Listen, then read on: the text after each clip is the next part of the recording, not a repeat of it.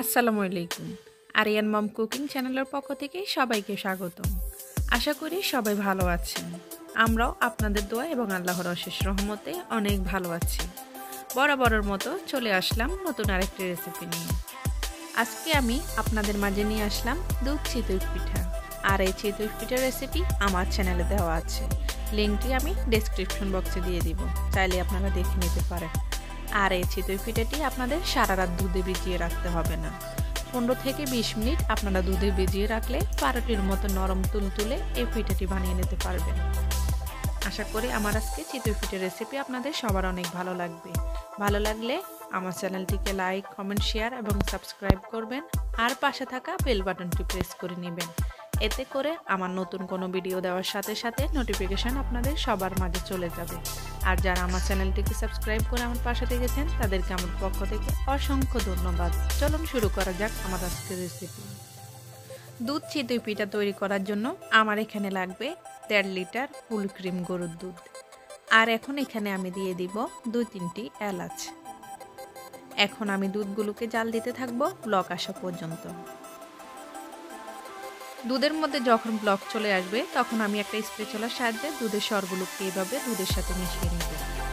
আর এখন আমি দুধগুলোকে জাল দিতে থাকবো 1.5 লিটার দুধ যেন ঘন হয়ে 1 লিটার হয়, তাহলে চিতই পিঠাগুলো খেতে অনেক ভালো লাগবে।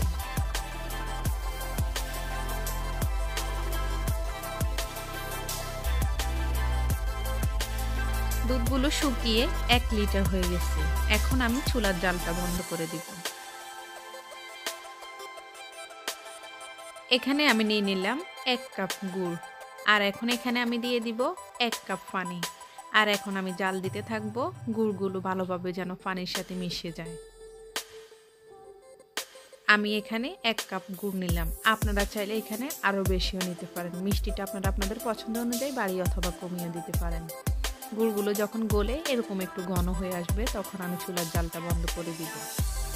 আর এখন আমি কুসুম গরম দুধের মধ্যে গুড়টা ঢেলে দিব। কখনোই গরম দুধের মধ্যে গরম গুড় ঢালতে যাবেন না, তাহলে দুধটা ছানা কেটে যাবে। এখন আমি একটা স্প্যাচুলার সাহায্যে ভালোভাবে মিশিয়ে নেব।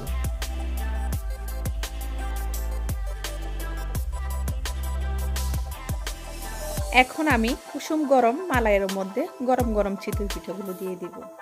সবচেয়ে ভালো হয় যদি আপনারা একটা একটা করে পিঠা বানিয়ে আপনারা কুসুম গরম মালাইয়ের মধ্যে দিতে পারেন। এখন আমি চিতই পিঠাগুলো মালাইয়ের মধ্যে দিয়ে দিব।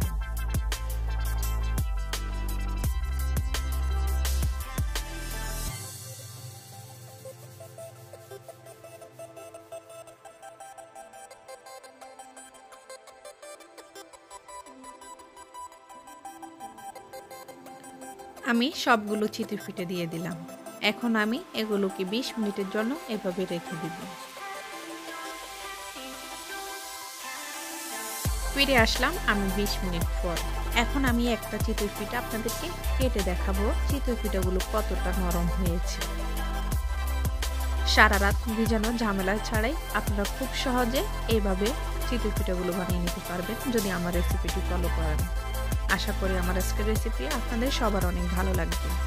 ভালো লাগলে সবাই একটা লাইক দিয়ে দিবেন, আর আমাকে কমেন্ট করে অবশ্যই জানাবেন আপনাদের কেমন লেগেছে। যারা আমার চ্যানেলে নতুন এখনও চ্যানেলটি সাবস্ক্রাইব করেননি, প্লিজ সাবস্ক্রাইব করে আমার পাশেই থাকবেন, আমি যেন আপনাদের মাঝে নিত্য নতুন রেসিপি নিয়ে আসতে পারি। আর যারা আমার চ্যানেলটিকে সাবস্ক্রাইব করে সবসময় আমাকে সাপোর্ট করে যাচ্ছেন তাদেরকে আমার পক্ষ থেকে অসংখ্য ধন্যবাদ। দেখা হবে অন্য কোনো দিন অন্য কোনো রেসিপিতে। সে পর্যন্ত সবাই ভালো থাকবেন, সুস্থ থাকবেন, আমাদের জন্য দোয়া করবেন। আল্লাহ হাফেজ।